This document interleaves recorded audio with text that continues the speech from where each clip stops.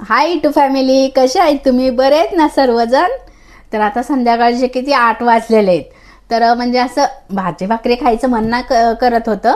त्याच्यामुळं मी आज बनवणार आहे उपमा. तर चला बघूया साहित्य. तर इथं घेतले मी 2 चमचे रवा घेतलाय, थोडेसे कच्चे शेंगदाणे घेतलेले आणि त्यानंतर कांदा, टमाटर, कढीपत्ता, हिरवी मिरची कट करून घेतली मी. 4 ते 5 हिरवी मिरची आहे आणि थोडेसे 2-3 पाकळ्या लसणाचे घेतलेत आणि हे मीठ आहे, हळद, थोडीशी कोथिंबीर. तर चला आपण बघूया. साहित्य तर झालेलं आहे, आता स्टार्ट करूया बनवायला. तर मी सगळ्यात अगोदर शेंगदाणे भाजून घेणार आहे.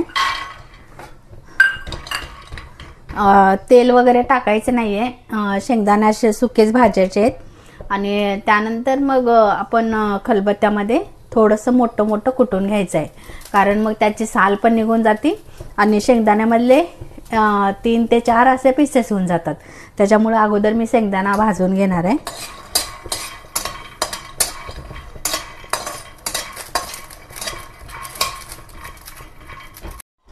चला, आता शेंगदाणे असे मस्त लाल लाल भाजलेले आहेत, तर आपण उकळीमध्ये काढून घ्यायचं आहे. त्यानंतर रवा भाजून घ्यायचा आहे. तर रवा टाकलाय मी. थोडंसं तेल टाकून भाजून घ्यायचं आहे रवा. रवा पण असा लाल एकदम खमंग भाजून घ्यायचा आहे. तर आता रवा पण भाजून झालेला आहे, आपण काढून घेऊया रवा. मस्त वास येतोय.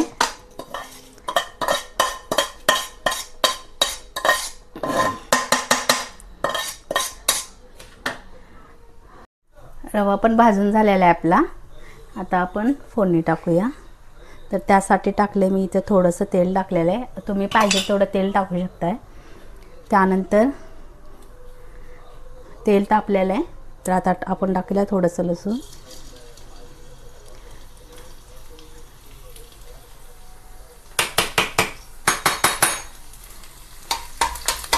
थोडं लाल झालं की आपण कांदा टाकून घेऊया.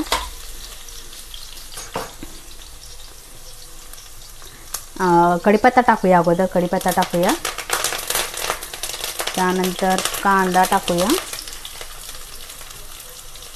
त्यानंतर टमाटर,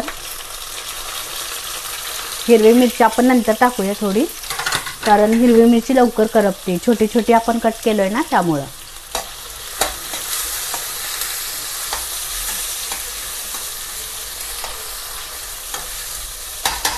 असं लाल भाजून घेऊया.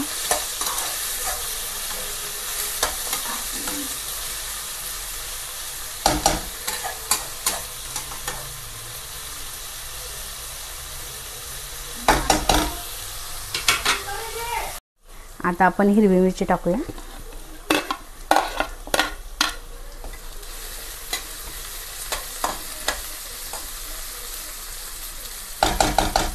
त्यानंतर आपण हळद आणि मीठ पण टाकूया.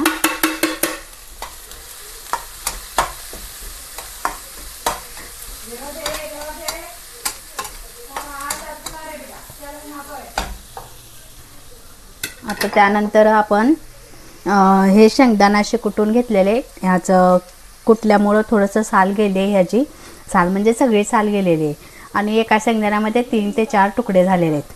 तर आपण ते पण तळून घेऊया ह्यामध्ये.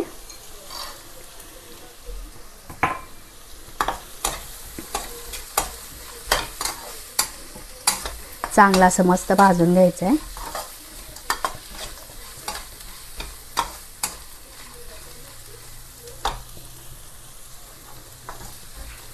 आता आपण पाणी टाकून घेऊया.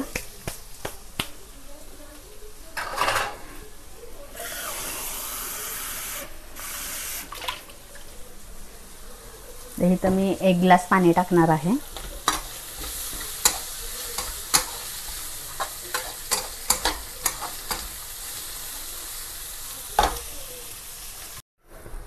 चला, पाणी पण उकळलेलं आहे आता फोडणीचं. आपण टाकूया यामध्ये भाजलेला रवा. कोण रवा बोलतं, कोण सुजी बोलतं. मी तर आपला रवाच बोलते. चला एक 5 मिनटं शिजू द्या. आता ह्याला आपण ठेवूया झाकण. आणि जे कोणी सबस्क्राईब केलं नसेल माझ्या चॅनलला तर त्यांनी सबस्क्राईब करा, लाईक करा, कमेंट करा आणि हा ब्लॉग पूर्ण बघा. ओके, तर चला आपण बघूया. आणि ही आपण चिरलेली कोथिंबीर आहे, तर आपण ते टाकून घेऊया. पक्कड कुठे गेलं, सापडलं.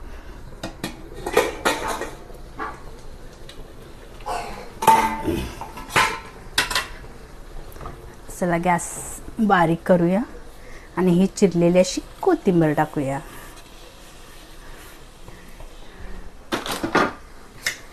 आणि असं थोडंसं फिरवून घेऊया.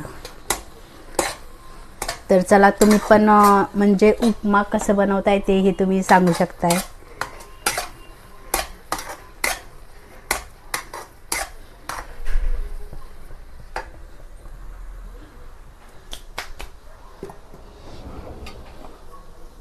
झालेलं आहे, काढून घेऊया प्लेटमध्ये.